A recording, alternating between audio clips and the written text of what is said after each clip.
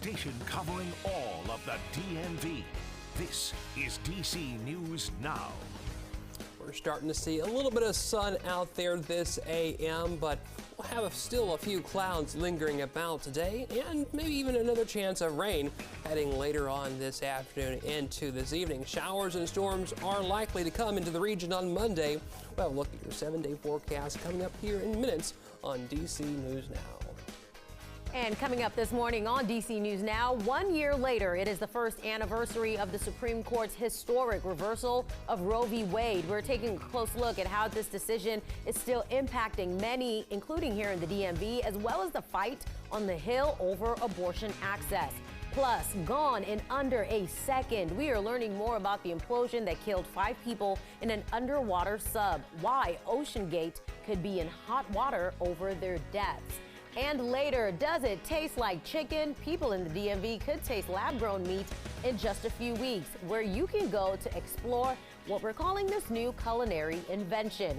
But first, we start, as always, with a live look outside. And people, we are seeing the sun peak and those clouds slowly lifting, the fog slowly lifting, because we have had dense fog all morning as the DMV continues its week-long rainstorm, and it's not going anywhere soon.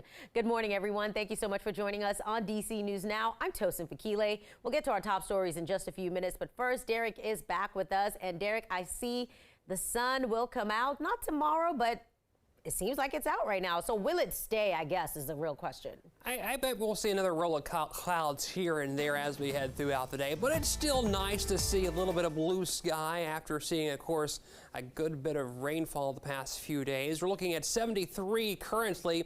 We have a relative humidity of 90%, dew points in the 70s. It's awfully humid out and about. South winds at 5 miles per hour. We still have, of course, that heat and humidity in play across the region. Temperatures 73 degrees in Manassas, 72 in Annapolis. We're at a pair of 6s in Martinsburg down to Woodstock this morning. The cool spot is at 64 in Luray. We're looking at, of course, those temperatures around the region already warming up quite nicely into the low 70s here and there. Across the upper Ohio River Valley, we're seeing temperatures into the 60s, but we have, of course, that drought that we're continuing to deal with from D.C. up to Philly, severe drought. But we are, of course, looking at, a little bit more rainfall to help clinch that first in that drought. We'll have, of course, more details coming up in your complete forecast. All right, looking forward to that. Derek, thank you. Happening now, today marks 1 year since the Supreme Court ruled to overturn Roe v. Wade. It was a decades-old case that protected abortion access for people across the United States. Right now, the Biden administration is working to bring back some of those protections. Yesterday, Biden signed an executive order to increase access to contraception and family planning. It ensures access to birth control through private health insurance and calls for improved access to over-the-counter birth control.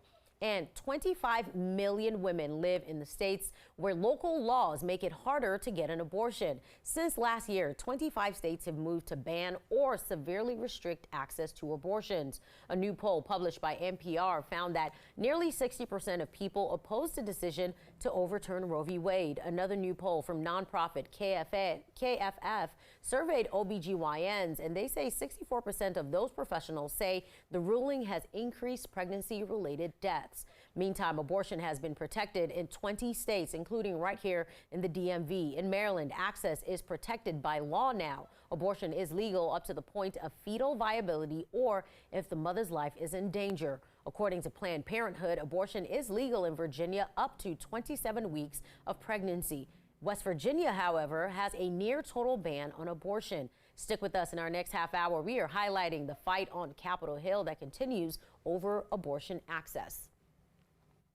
And we have new details this morning and an update on last summer's Tyson's Corner mall shooting. Noah Settles, a D.C. rapper known as No Savage, has been sentenced to 3 years in prison. That's Virginia's mandatory minimum sentence for unlawful use of a firearm. The 23-year-old had faced up to 33 years behind bars after entering a Alford plea in February. The 23-year-old fired shots inside the mall last year. No one was hit by the gunfire, but 3 people were hurt when the mall evacuated.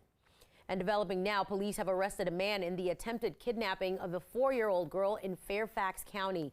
Investigators say 24-year-old Hiram Rodriguez entered a home on Little River Turnpike in Annandale late at night. Police say the mother woke up to the sounds of her daughter crying. Fingerprints in the home led police to Rodriguez. He's being held without bond.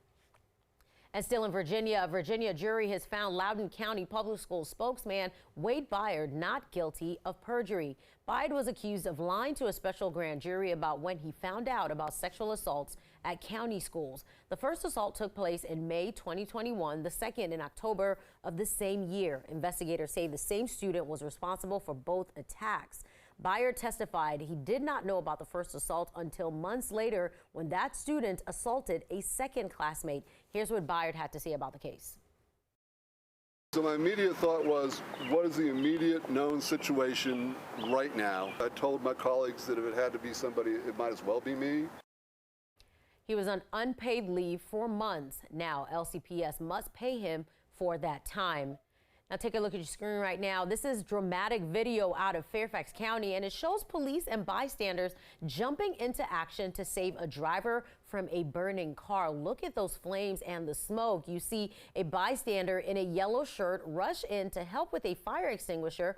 Officers say the driver hit a curb, then a telephone pole, then a tree, all before the car rolled on its side. When police got there, the car was already up in flames, but they were able to save that driver.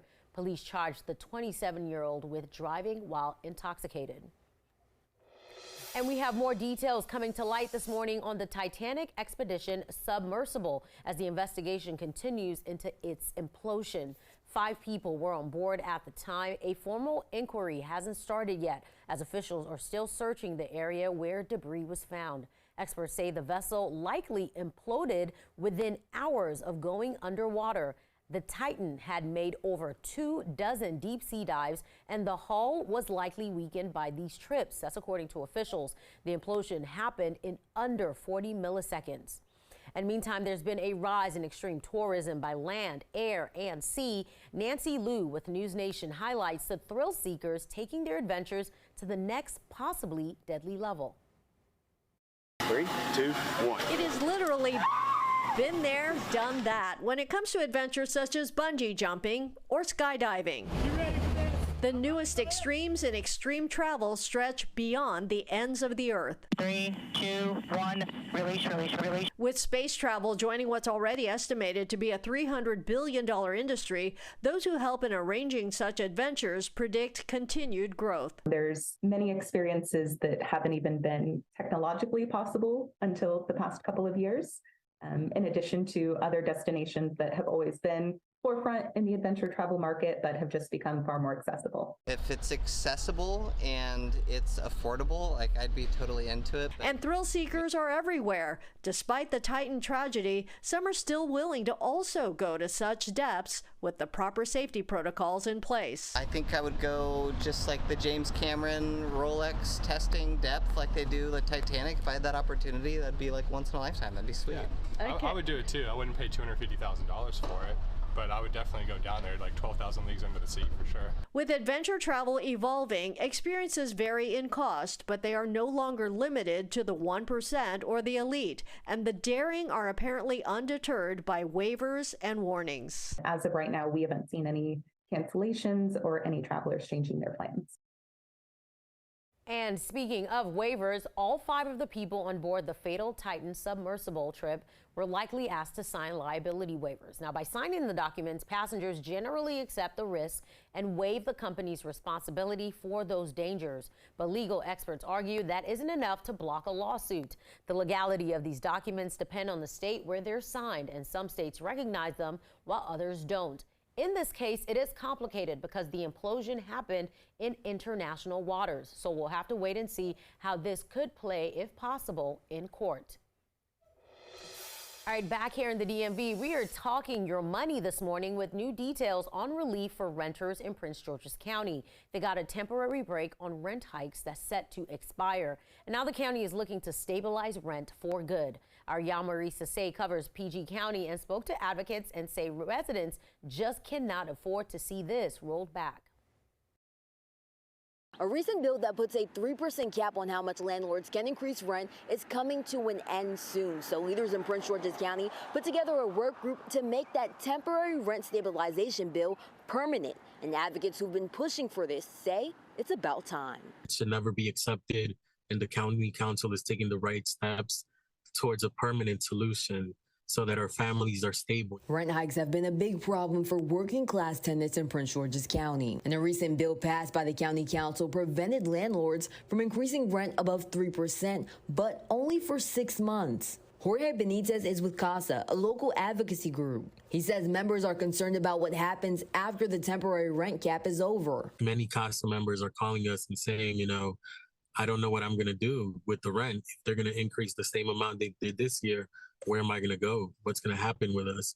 County leaders are looking towards a permanent relief for tenants with the Rent Stabilization Work Group. They'll provide recommendations for a permanent rent stabilization bill within the next year. So that means working with landlords and renters to find a common ground. Our tenants are urgently needing, not just rent caps, but also legislation that protects their housing and stability. Our communities are definitely ready to see legislative change. Now, the work group will begin their work in July, and in the meantime, they're hosting several sessions on rent stabilization policies and impact for the community. And you can find that on our website, dcnewsnow.com. For now, reporting in Largo, Maryland, I'm Yamari Sase, DC News Now. We're seeing just a few areas of blue sky, but we still have a lot of clouds to talk about, as well as just a little bit of rainfall at the moment. We are seeing, of course, a few rain showers here and there.